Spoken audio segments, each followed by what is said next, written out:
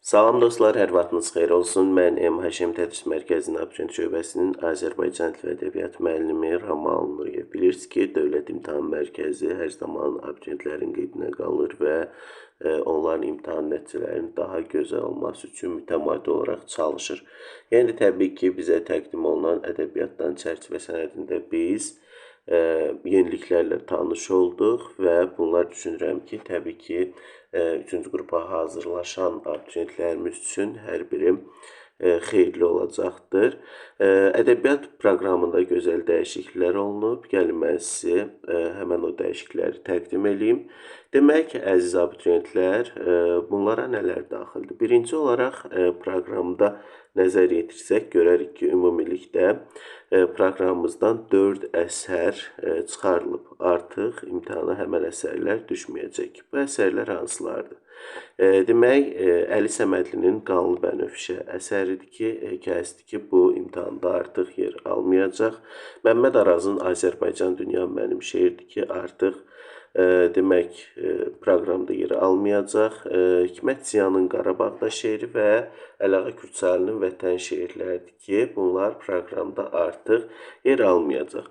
Bunda bir səbəb var. Bu əsərlər demək 6-cı sinif dərsliyində yer alırdı və həmən dərslikdə artıq demək olar ki, köklü olaraq dəyişikliklər mövcuddur və həmən əsərlər proqramdan çıxarılıb. Lakin bəzi əsərlər var ki, yoldaşlar, 6-cı sinif proqramında hal-hazırki yeni çıxan nəşrdə, kitabda yer almasa da, onlar sizlərə Dövlət İmtahan Mərkəzinin rəsmi saytında PDF formasında təqdim olunur ki, onlar imtahana düşəcək. Bu əsərlər hansılardır?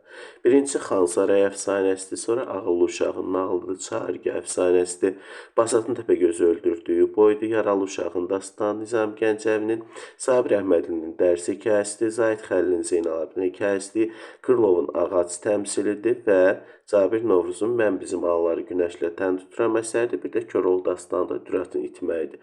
Bunlar artıq 6-cı sinif dərsində yer almır, lakin bunlar PDF formasında sizlərə təqdim olunacaq. Təbii ki, əvvəlki illərdə olduğu kimi eyni zamanda Vətəndaş şeiri və Bəxtiyar Vahabzadənin bir də Odlu Qılınc hekayəsi Mehdi Hüseyndə bunlar da sizə PDF formatında təqdim olunacaq. İmtahan suallarının içərisində bu əsərlərlə bağlı mövzularla qarşılaşa bilərsiniz, yoldaşlar.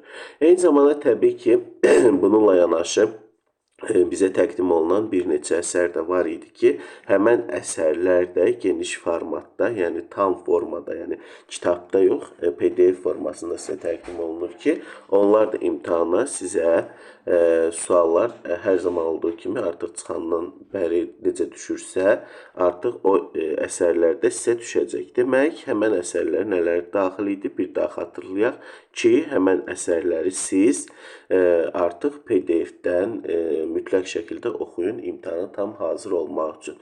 Birincisi, demək, Leyli və Məcnun, Məhəmməd Füzulinin Leyli və Məcnun poemasıdır. Nizami Gəncəvinin İskəndərnamə poemasıdır.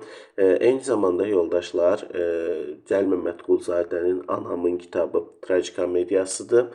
Cəfər Cabbarın Oqtay Eloğlu, demək, faciəsidir. Ondan sonra Səməd Vurğunun Vaqif dramıdır. İlyas Əfəndiyev Xurşud Bağının Natəvan dramıdır.